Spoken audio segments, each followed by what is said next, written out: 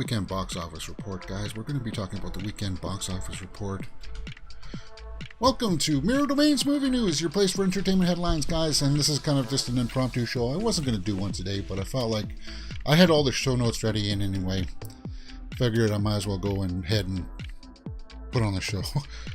But I'm still out of the game a little bit, so I'm not going to have my full energy. And we'll talk about that later. Don't worry about that. Guys, it's Monday, so let's talk about the weekend box office report. For the weekend here, The Invitation opened up this week, and it was not good, apparently, haul-wise. The movie I hear, actually, from one of my sources, is that it's not that bad. So I may go check it out tomorrow. The Invitation wins very quiet weekend at box office with $7 million. Ooh. And again, well, we know the fallout here from movies being pushed around and not having, like, their schedule. Because, you know, remember, I think, wasn't Black Adam supposed to be out this month? And it got pushed? Yeah, so anyway, The Invitation, kind of like a horror movie. People get slowly eaten together or something like that. And 3,000 Years debuts number 7. George Miller. When George Miller's not doing Mad Max movies, that's what you get, right? And James, you say, but come on, George Miller is such a great director. Yeah, he is. But it's not the director that makes the movie great these days. What are you saying, James? What the heck am I saying? It's not the director that makes the movie great anymore? It is problematic, and it is. So let's take a look at the box office numbers here on the Box Office Mojo, and I'll try to elaborate with what I'm trying to get at here. So this is for the weekend of August 26th to the 28th. The Invitation is number 1. Number 2 is Bullet Train. Number 3 is Beast. Number 4 is Top Gun Maverick, still hanging in there. And number 5 is Dragon Ball Superhero. And that went from last week, it was a number 1, and now it's dropped all the way down to number 5. Top Gun has now officially beaten Dragon Ball Superhero, because it's a very niche audience, that is. And then we see here that 3,000 Years of Longing, in the 7th spot with 2.8. And I tell you this, it costs a lot more than 2.8. All right, we'll talk about this, because it is slightly controversial.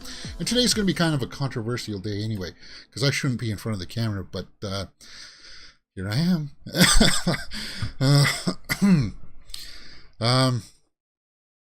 All right, The Invitation. What do we got here? Domestic number 7 million. Internationally 1.6. Byford the Hobbit says, hey man, how's it going? Worldwide 8.6. So see, now this probably does have a smaller budget. The Invitation. So a young woman is courted and swept off her feet, only to realize a gothic conspiracy is afoot. Yeah, so The Invitation, I'm guessing like the budget for that couldn't have been that much. Whoops, let me just type in The Invitation here. Actually, this is going to pull up a whole bunch of them, because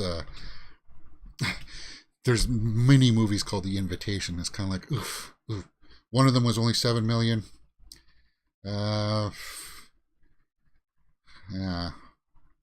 Invitation, 2022 film. You can't see it on the side here, but it says the budget is 10 million. Okay, so the budget for this one was 10 million, and it's made 8.6, so it'll make its money back. It didn't have a whole bunch of marketing towards it.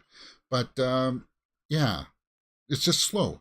And the buzz, not a bunch of big reviewers did. A lot of my smaller known horror fanatics did review it. So I paid attention to them. And I'll be going to see Invitation for sure. But let's take a look at the top 5 again here to see some differences here. So Bullet Train fell a spot. But Beast... No, wait, hold on.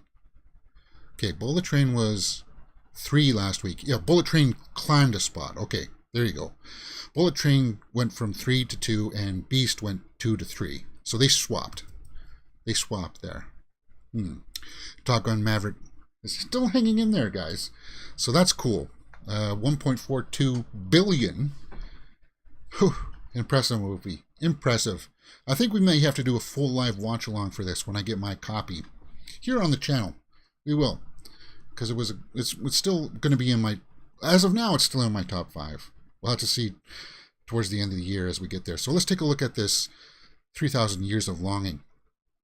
A lonely scholar on a trip to Istanbul discovers a djinn who offers her 3 wishes in exchange for his freedom. 2.8 million domestically. Okay, so it hasn't opened up into the international markets yet. And I'm expecting that this movie is not going to probably make its money back. Let's take a look at this wiki page. Maybe it'll give us the budget for it. The budget is about 60 million for 3,000 Years of Longing. 60 million. So it's not going to be a big bomb as, say, like West Side Story was. Yes, it was a bomb.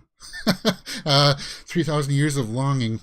Well, it's got a long way to go then if it's got to make back 60 million. And here's the thing. I like the production design of it, of the trailers and such. But it was something that I'm kind of like, well, and I like the cast. Tilda Swinton, Idris Elba look like they're going to have a great chemistry together. But it was something that I was kind of like, I think I'll wait for streaming. Hey, it's George Miller. He just made Mad Max, one of my favorite movies of that year when it came out. But, I mean, it's just one of those weird things where it's kind of like the director doesn't necessarily make the movie. It doesn't make you say, I got to check that out. Right? Like that feeling is almost gone now, I think, for most of us. It's kind of like, well, maybe you do get excited for James Cameron coming back to Avatar or whatever Spielberg is going to do next. But we just saw that even last year, West Side Story bombed. Like it didn't make its money back, I don't think. Because it was over $100 million to produce, which it shouldn't have never been. But I'm not going to digress about that kind of stuff. But like Spielberg struggles, Scorsese struggles, like the big name, George Miller, 3,000 Years of Longing. That's not the draw anymore. Cameron, I still think maybe we'll have it. We'll see what Avatar 2 does. I think it'll be okay. But other than that, Christopher Nolan had a stumble there with Tenet. I liked Tenet in the theater when I watched it. I recently rewatched it again on streaming because it's on Netflix. Yeah, it's definitely one of his weaker films. Definitely. But I digress. Guys, that's the weekend box office numbers. So let's continue on with this theme about directors and do they make the projects, because there's been somewhat of an announcement with Fantastic Four. All right? Fantastic Four. Matt Shakman, departing Star Trek following Fantastic Four directing gig talks. So he was going to direct the new Star Trek movie that was supposed to start shooting this year, but they really hadn't signed on the full cast. And then they were going to have this guy direct it, but apparently he's out now because this Shackman directed some episodes of WandaVision. Okay. But this debacle of what's happening with Star Trek now in the film universe, just let it go, man. Let it go. You got your 3 Star Trek movies from the Abrams verse, even though he didn't direct the 3rd one, I know that, but it's kind of like, just let that one go. It's time. And if you do, I just know, it's just let it go. Let it go. Yeah. Anyway, this guy Shackman is going to be in talks to direct the Fantastic Four movie, which gives me pause, mostly because of his resume. If all he's done is this WandaVision, which I really liked. I liked WandaVision quite a bit. So let's take a look at his resume. He looks like he's still fairly young. That doesn't matter. He's older than me. So, oh, and he did some Game of Thrones stuff. Okay. So he's done a lot of TV stuff. So he's still listed here on the IMDb for that Star Trek sequel, Succession.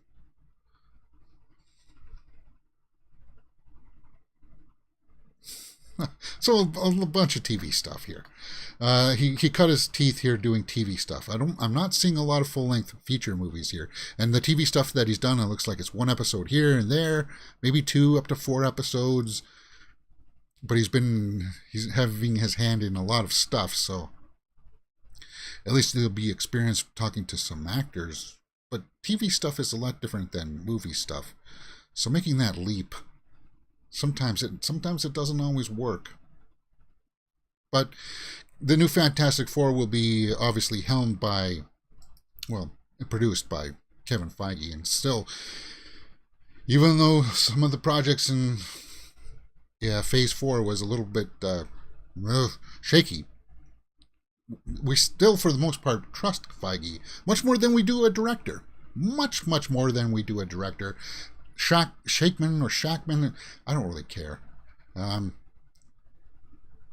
Because it's going to be one of those things where Feige and the rest of the executives there will have their control over that project. Is like the director just kind of has to make sure that people will show up on time and call action. I know that I'm simplifying it, but he's not going to be somebody on a lower budget project that's actually trying to drive the show kind of thing. He's got to direct the machine through their obstacle course, like Feige's obstacle course. If that's what I would say directing a big tentpole like that would be like. More than like the 20-hour days of you start on the phone to get people going, and then at the end of the day you're on the phone getting things prepped for the next day, and no, it's not like that. I'm sure it's still tough. It's just the director, I don't think is as important as some people would like to make it out to be.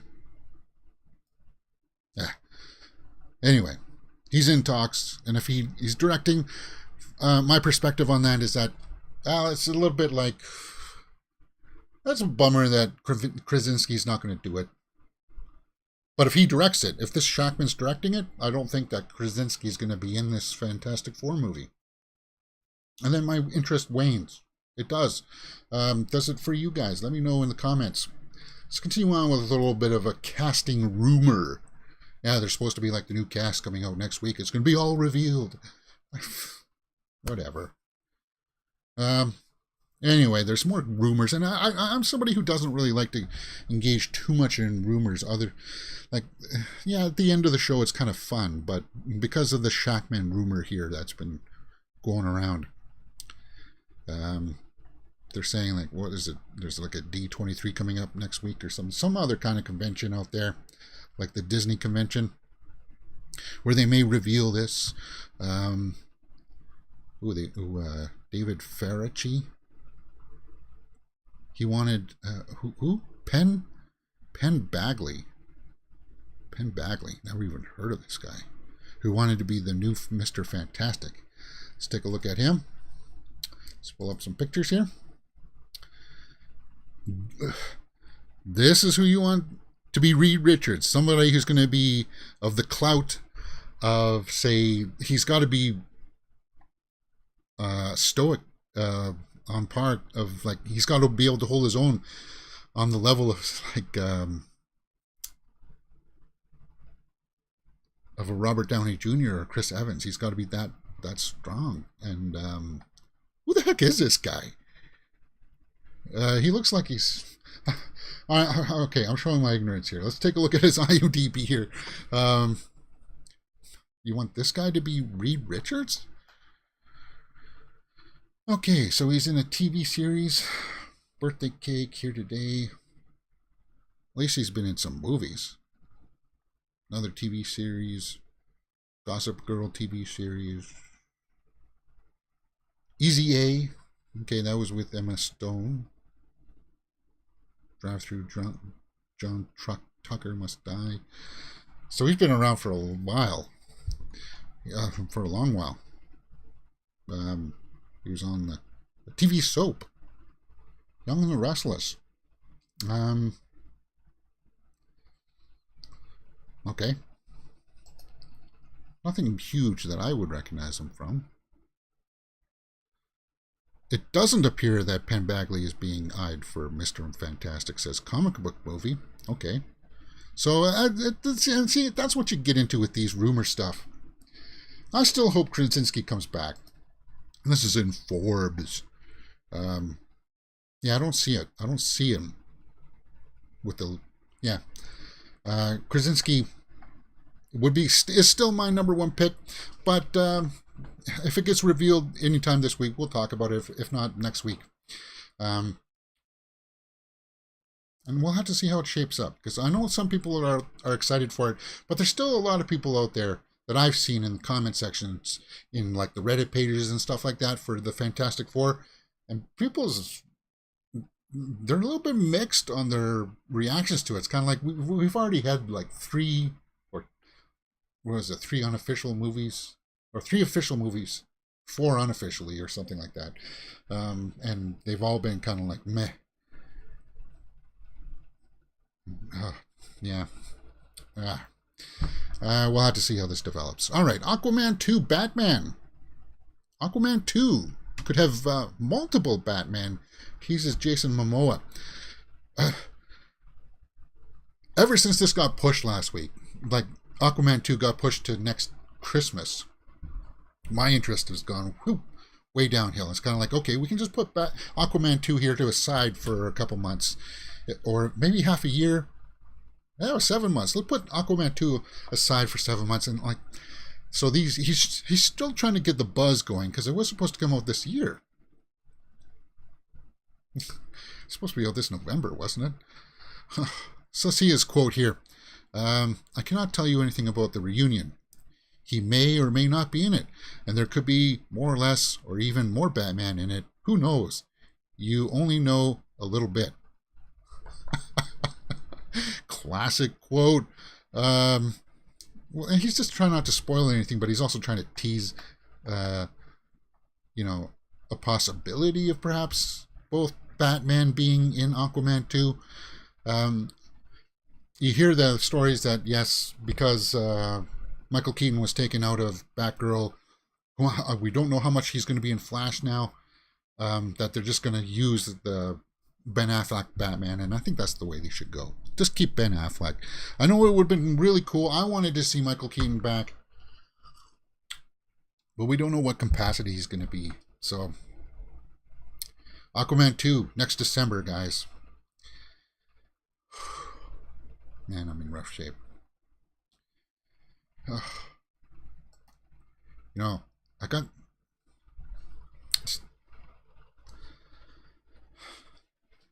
I just want one good night of sleep. That's all I want. All right. New Knives Out 2 images tease conflicts with star-studded ensemble. We got Knives Out 2 images. That's next, right? Knives Out 2, The Glass Onion. Comes out this Christmas, December 23rd. Who do we got here? Okay. It's Catherine Hahn. And that's Goldie Hawn's daughter. What's her name? Let's take a look at the cast list. Maybe that'll reveal it. Kate Hudson. There you go. Edward Norton. Janelle Monáe. Let's take a look at these images. Okay. Yeah, Kate Hudson. And I guess that's Leslie Odom Jr. I don't know him. I'm not too familiar with his work. But we all know Batista. We know Edward Norton. Looks like they're just having a bit of a squabble there. Or something. There's Janelle Monáe, Catherine Hahn. She's in a robe here. Maybe they're at a pool side or something. Doesn't look like they're on the yacht just yet. Just yet there. Okay. So there you go. Only 3 images today. They got to be getting ready for a trailer drop, I would imagine. Here's September, October, November. 4 months away from Glass Onion. Knives Out 2. It almost looks like they're trying to solve something even before they get on that yacht. Or maybe the yacht takes them to this place where they have the mystery go down, where I'm guessing it's another murder of some kind. Glass Onion. I'm looking forward to it. Daniel Craig. We didn't see Daniel Craig in those pictures, but I'm looking forward to it. Knives Out 2, Ensemble, guys. What do you think? Let's take a sidestep here. Maybe this will cheer me up here. Last night was, I guess there was some kind of video awards on or something. I don't watch that stuff anymore. But Taylor Swift, I do follow. For selfish reasons. But Taylor Swift announces an all-new album, Midnights. And it's already for October. Wow. So she's been recording this thing for a while now, it seems. 13 new songs. She won Video of the Year, right? For, is it Evermore? Something off Evermore? Anyway. She accepted the Video of the Year award. Okay. But Midnights. Yeah, apparently she did this on her social media. It's going to be like 13 different stories of young women, right? So, yeah. Midnights.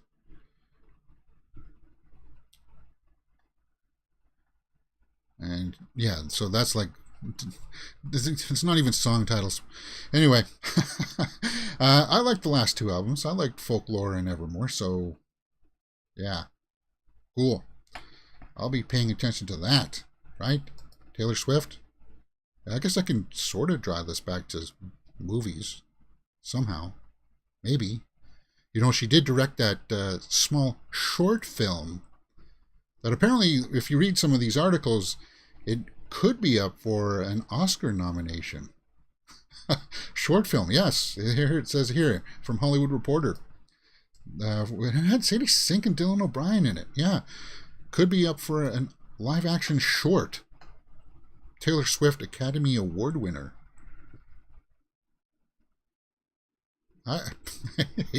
All the best. Congrats to her. Now, I'm somebody who would never, even if I were a big musician, and I don't know if I would ever get into this kind of fluff that, going to the award shows and stuff. I don't know if that would be my bag. I guess I would force myself to do it. I wouldn't like it, though. That's just me. All right, let's take it back to movies here. I guess that did cheer me up just a touch.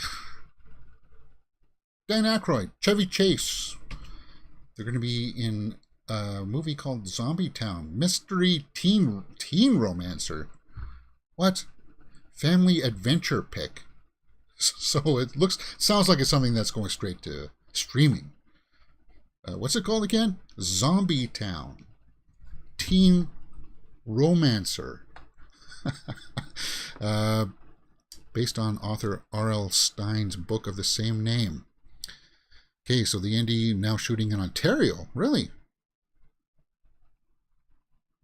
And I haven't caught wind of it? All right. Anyway, let's see. Looks like if it's a teen romancer, they're not the teen romancers. I'm guessing they're the fathers of the two people that fall in love, and it's going to be something like that. It's going to be on you guys can't even tell me what it's going to be on. Hulu, right there. Zombie Town will premiere on streaming on Hulu, then on ABC Australia in 2023. Oh, and it says it's going to be limited theatrical release. Well, guys, I'm in rough shape here. Oh, my God. I'm trying to come back, though. I really am. I just maybe need another day or so, and I'll be back up into form. But I do want to get through some of these, and I do, because, as I said many times, is that this getting in front of the camera and talking like this, it's something that if you take too much time off, you lose it. So, the show must go on.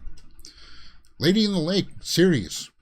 This is controversial. This is, Lady in the Lake Apple Plus series forced to halt production after extortion threats from Baltimore locals. This series was going to be starring Natalie Portman, who we just saw in Thor: Love and Thunder.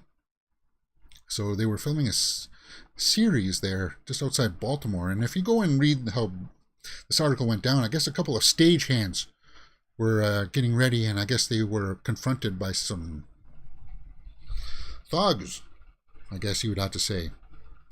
Large men with weapons, with firearms. So they were told to pay them $50,000, or they would threaten to shut down the production or threaten them with violence.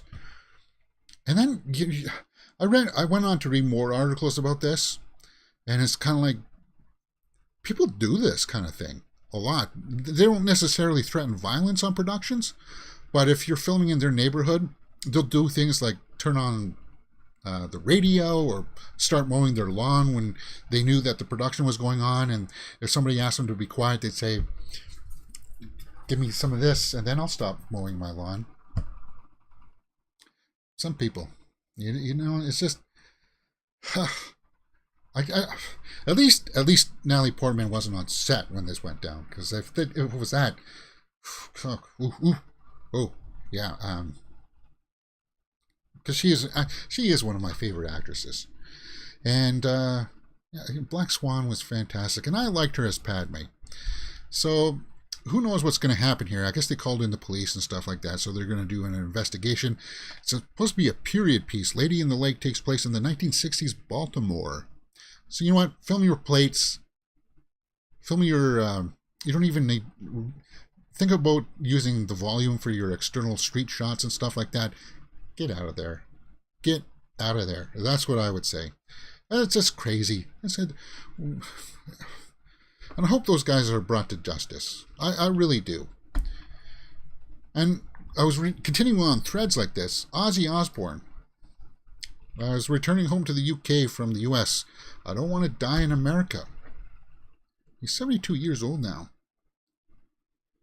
But he says gun crimes are his primary reason for leaving the US. Because he was at his threshold.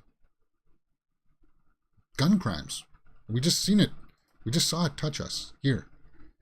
Lady of the Lake. We seen it in the NFL. There was a guy that was just shot from the Washington football team, right? It's just, yeah. So he goes on to quote, "I don't want to die in America. I don't want to be buried in there. I'm English. I want to go back." But saying that, if my wife says, "Let's go live in Timbuktu," I'll go. But no, it's just time for me to come home. And then he goes on to talk about some of the travesties that happened there. 73.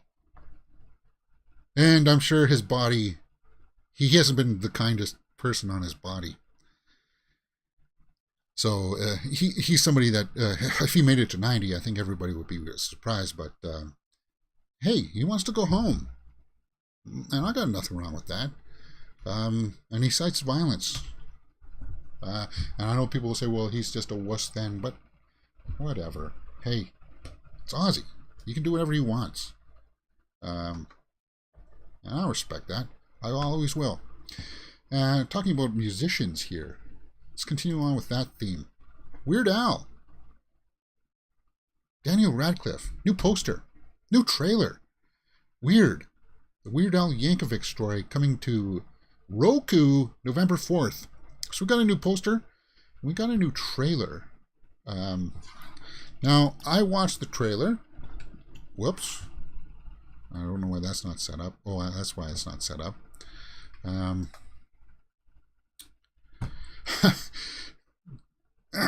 Okay, so anyway. Yeah, I told you it's going to be rough around the edges today. And it looks like it's going to be showing a little bit of his younger kid years here. His parents saying they don't want him to be playing in polka, and then he writes his first knockoff song, "Baloney, My Baloney." It's supposed to be like My Sharona. And in the reveal here, it's I thought that perhaps maybe Radcliffe would be singing, but it's clearly not. Hungry one, open up a package of My Banana. Yeah, it's clearly not. Maybe he starts it, but it sounded like they dubbed, like they slowly put in Al's voice over it. So maybe they'll do that. But they do other parts where it's kind of like, I think it's just Al singing, which is fine. Because Radcliffe clearly doesn't have the same voice as Weird Al. And it's just him rising up to fame. And man, that's a big house. Al has a big house like that?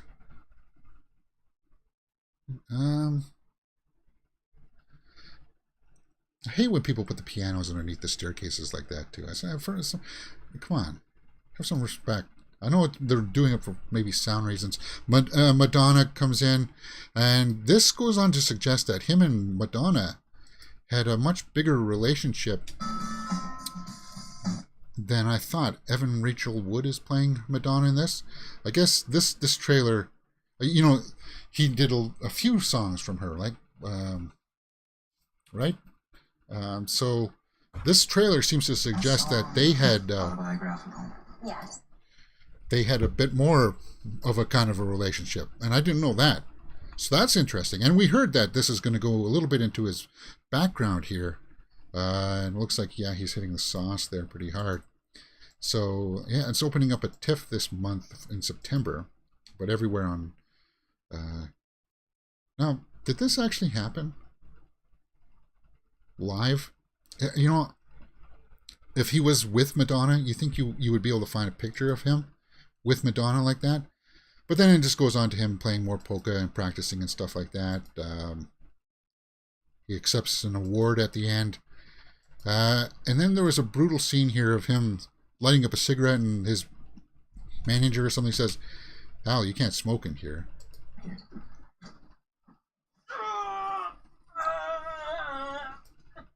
And he puts the cigarette on his hand. So it does look like it's going to have some edge to it. I recommend that you go check it out. But, I was looking for photos of Al and Madonna together, like together young. And I couldn't find it. I couldn't find a photo, but I could see them young, but I wanted to see them together. And if they were having that live video of them together, you think they would actually have a real life shot of them together. So, why can't I find a picture of it?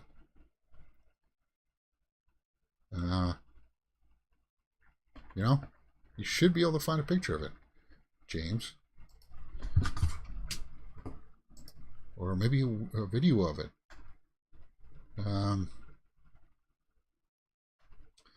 Anyway, yeah. Interesting trailer. Interesting tone. Much more serious than I thought.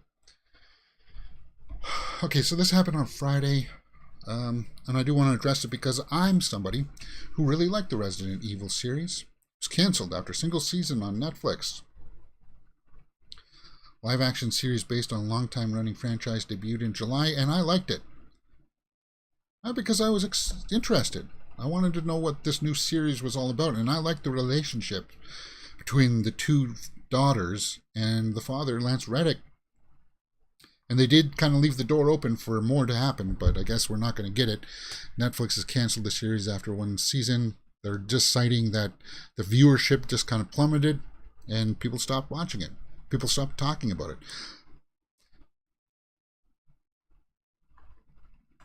Any comments? Okay, so there's no crude comments. So it's kind of like, bummer. Because Lance Reddick was pretty cool in it.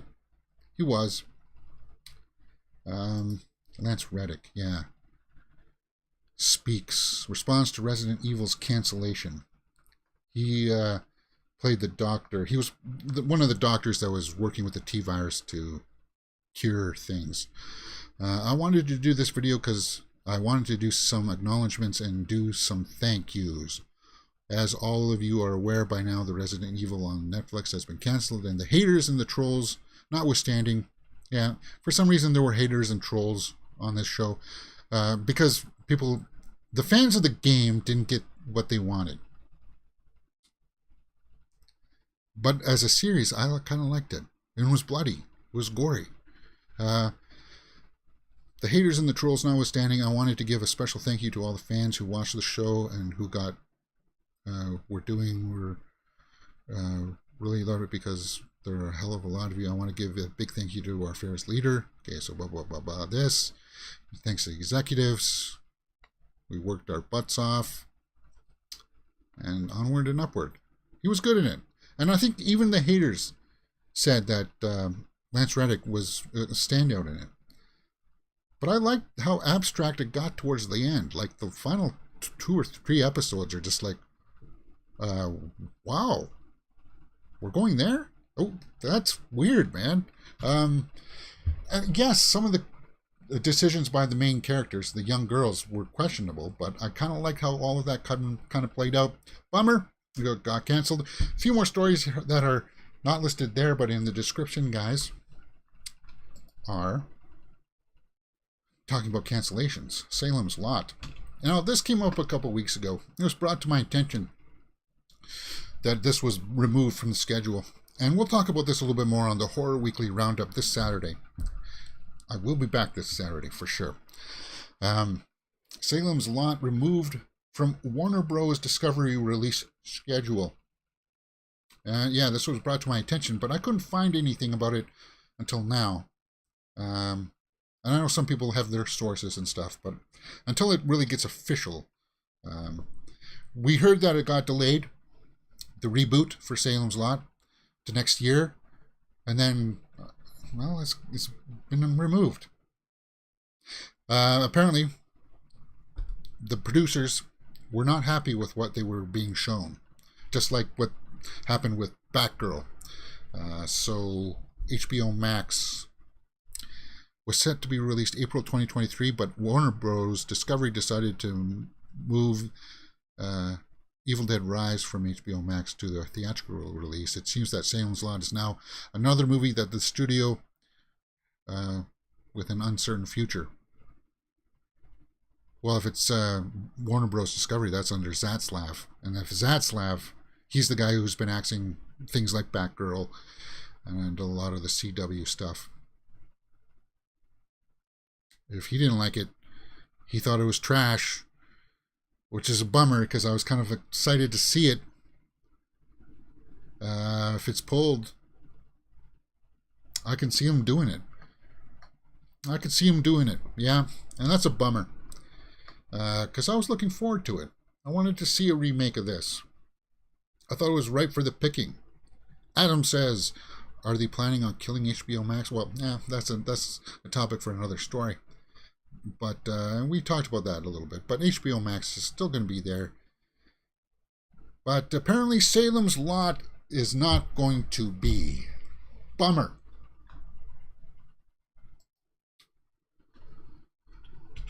Do I want to talk about Clerks 3? It's opening up in a couple weeks, guys.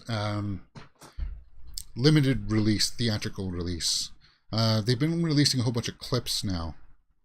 And basically, Randall has a heart attack, so he decides he wants to make a movie about them as clerks in the store there that they bought at the end of the second movie. So that'll be there. But they're the best 2 parts of it, right? These two, it's their banter back and forth that really sell it. Brian O'Halloran and Jeff Anderson. The rest is just kind of fluff. I haven't seen a clip of Rosario Dawson in it yet. I guess she would be off doing her own thing. Maybe she's still managing the restaurant there.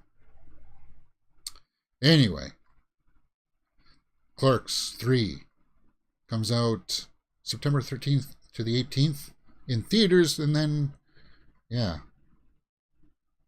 What's this? Amber Mid-Thunder blasts haters who call Prey super woke. What? That's not what it's about. Yeah, I totally agree with her. What, guys, Predator Prey is awesome, and we did a full live watch along here on the channel. Go check that out, because it's cool, man. I like Predator Prey. Woke. Come on. This is, some people, they're just outraged. And they want to put their outrage on everybody else. even though it doesn't make sense. And this doesn't make sense. Star Wars: The Rise of Skywalker fan images epic alternative ending. Alternative ending. With a new poster. It just shows them there as ghosts. Okay. Wow. Yeah, that's not that wouldn't have made the movie any. That would not have magically saved the movie. Getting rid of, not making Palpatine back. Not even that would have saved that movie. I just, the sequel trilogy is just something that gets underneath my blood.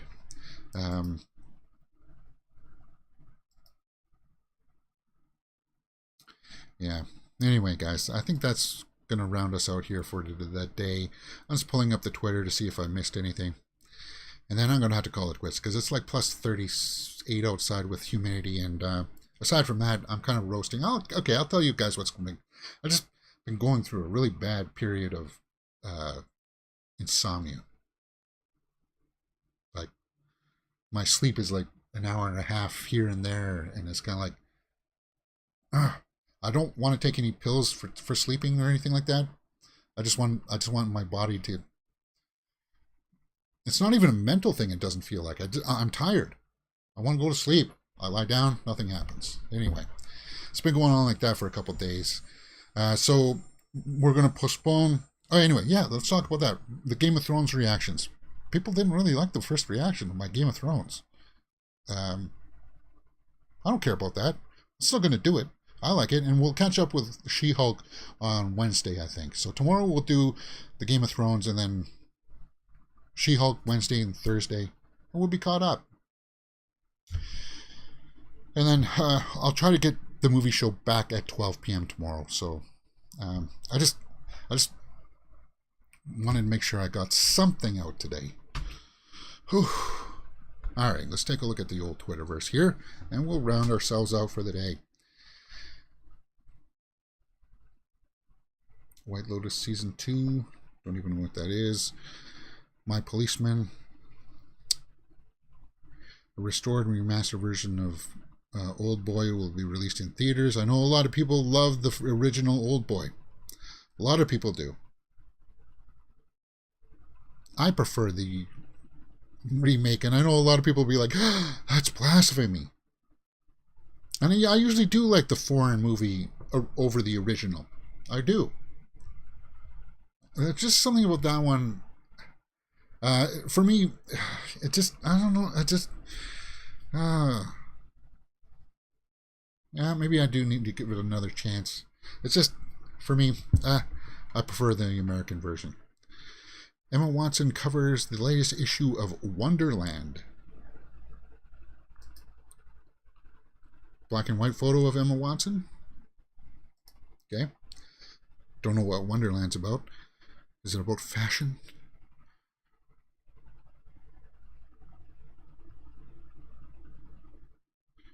Barbie Ferreira and Ariana DeBose in House of Spoils for Prime Video and Blumhouse. Psychological thriller. Okay.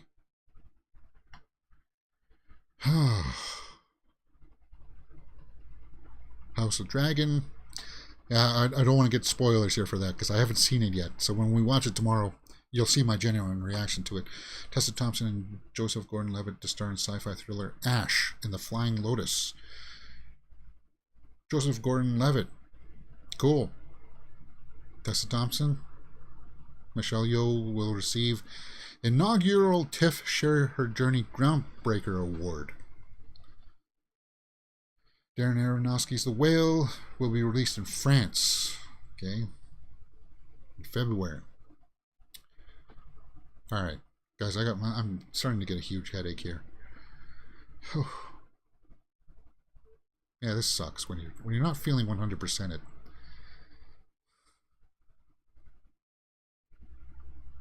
All Too Well short film wins Video of the Year. Oh, that's what won, the short film. Sadie Sink. People like her a lot. Natalie Portman's show gets shut down. David Fincher.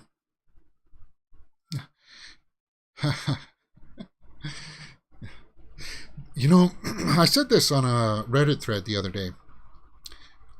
Alien 3, if it wasn't a Ripley story, like if they didn't have to put Ripley in it, I didn't think it would be. I didn't think it was that bad of a film, but they shoehorned Ripley in, and they made it like you killed the three of the main characters we liked from the first show, from Aliens, in the first like 5 minutes, like off screen almost, and it's kind of like, why would you do that? Why would you do that?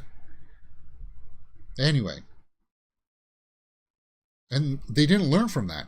They didn't learn from Alien 3, because Alien Covenant did the exact same thing. They killed Shaw off screen. It's kind of like, why would you do that? I just don't get it. But I like elements of Alien 3. Fincher, says, happy birthday. It looks like it was yesterday. Fight Club, definitely. What is my favorite Fincher? Is it maybe The Game? Gone Girl I like. Social Network I like. Gone Girl is awesome.